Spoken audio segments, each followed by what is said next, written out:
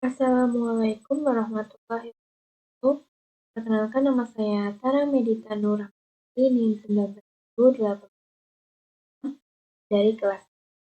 Ini saya akan memberikan resume paper sebagai tugas TS, teori bahasa dan otomatis. Saya mengambil jurnal yang baru yaitu penerapan finite state automata pada pengajuan berkas penyedia dalam layanan ini ada sebuah jurnal untuk review paper ini.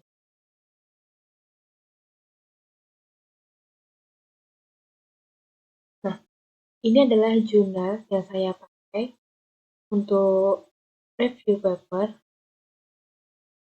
yaitu yang berjudul Penerapan Finite State Automata pada Pengajuan Berkas di dalam Layanan Elektronik. Ini adalah paper. Nah, langsung saja saya akan mereview. Nah, ada 13 subbab yang akan saya jelaskan di sini untuk mereview papernya. Yang pertama ada judul, yang kedua ada penulis, ketiga ada instruksi penulis, yang keempat ada nama jurnal, kelima ada tahun terbit, yang keenam ada objek penelitian, yang ketujuh ada masalah penelitian, kedelapan ada peran automata, dan ada tujuan, ke-10 ada tahapan penelitian, yang ke-11 ada jenis automata yang dipakai di paper tersebut, yang ke-12 yaitu ada hasil penelitian, yang terakhir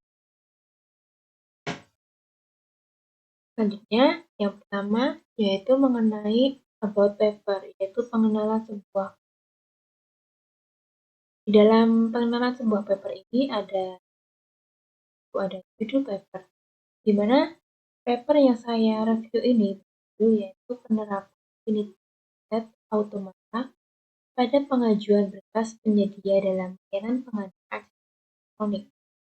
Kemudian penulis paper ini yaitu Feni Julianti Susanto, Ahmad Bagiak, Heni Hermaliani, dan Windu.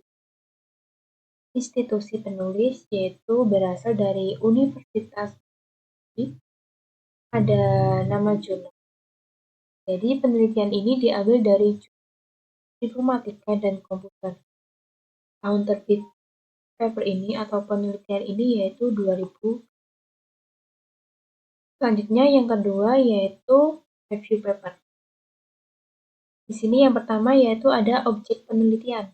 Objek yang digunakan dalam penelitian ini yaitu sebuah berkas verifikasi penyedia dalam layanan pengadaan elektronik. Kemudian ada masalah penelitian, di mana masalah penelitian ini terjadi karena penumpukan sebuah berkas verifikasi karena proses verifikasi penggunaan pengadaan secara elektronik itu dilakukan secara online, sehingga banyak berkas-berkas yang tertimbun dan membuat sebuah proses verifikasi itu kurang efektif. Berkas penyedia tidak disimpan.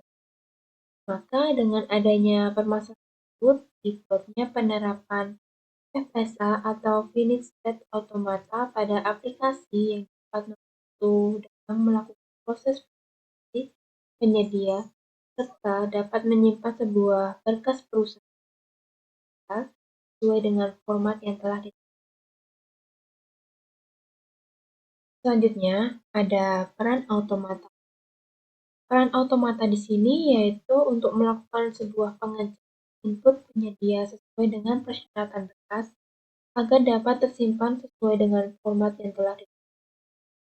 Sehingga jika format yang telah ditentukan itu benar, maka berkas tersebut akan segera diverifikasi dengan penggunaan automata tersebut. Kemudian ada tujuan penelitian.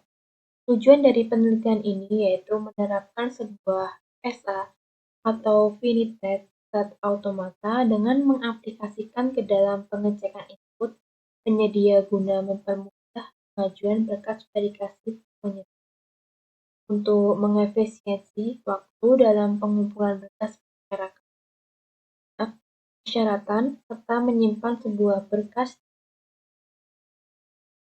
Kemudian ada tahapan penelitian. Tahapan penelitian tersebut ada 4 tahapan di dalam paper ini. Yang pertama yaitu ada tahapan pemahaman pada proses layanan verifikasi, di mana pada tahap ini tuh dilakukan dengan menentukan sebuah berkas apa untuk penelitian yang harus digunakan atau dipenuhi, serta dilengkapi oleh penyedia tersebut. Kemudian ada tahap perancangan FSA. Di tahap ini yaitu menerapkan automata FSA dengan menggunakan DF. Ketiga yaitu tahap perancangan aplikasi verifikasi penyedia dengan membuatnya ke dalam sebuah alur atau sebuah alur sistem diagram IRD. Kemudian yang keempat yaitu tahapan perancangan desain aplikasi verifikasi penyedia.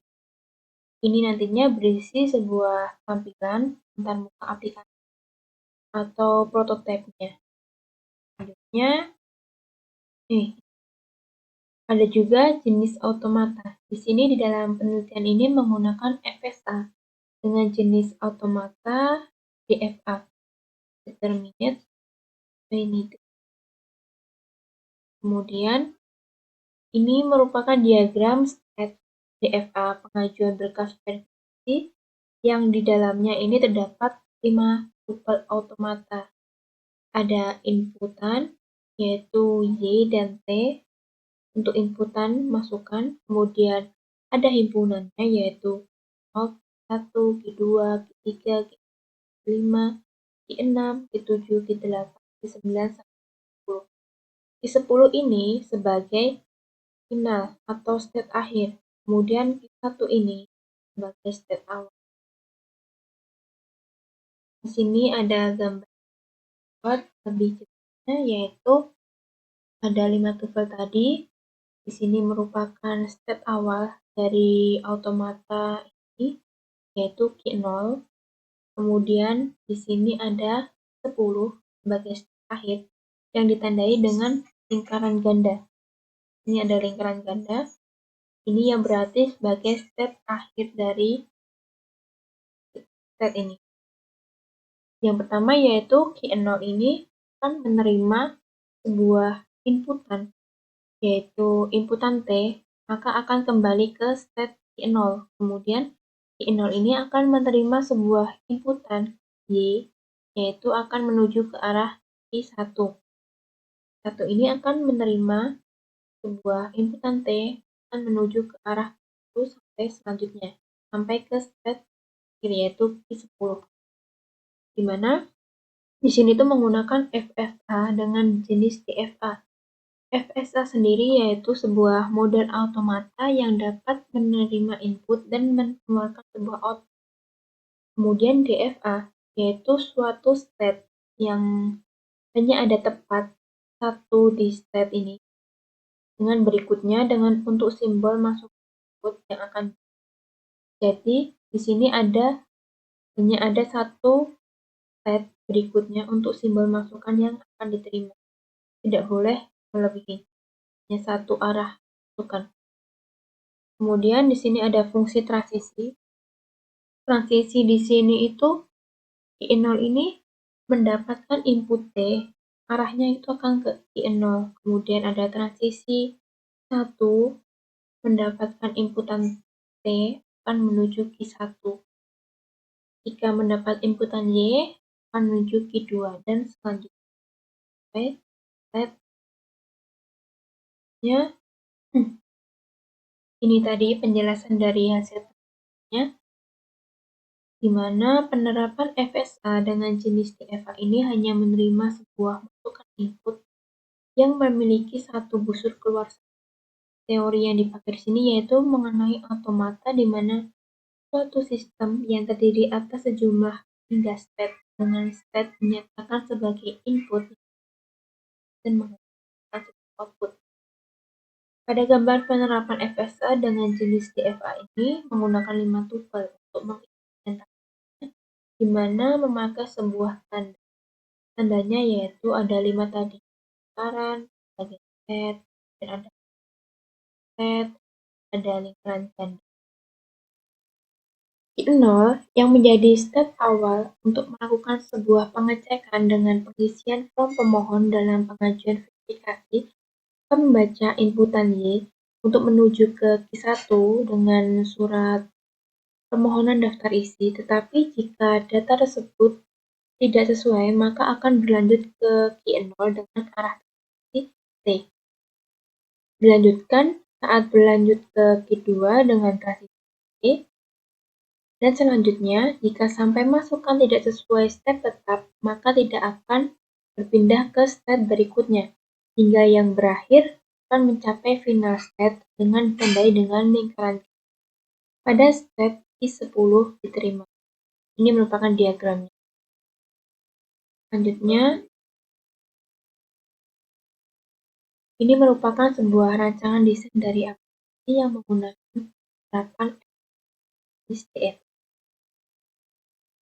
Dan ada kesimpulan dari penelitian. Penerapan FSA dengan menggunakan DFA sangat sesuai dengan pengaplikasian pada aplikasi verifikasi berkas dan sudah sesuai dengan cara kerja.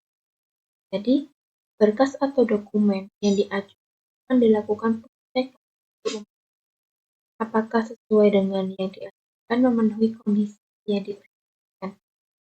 Maka dengan penelitian ini diharapkan dapat membantu administrasi untuk melakukan pemeriksaan dan melakukan penyimpanan berkas. Sekian presentasi dari saya. Apabila ada kesalahan mohon dimaafkan. Assalamualaikum warahmatullahi wabarakatuh.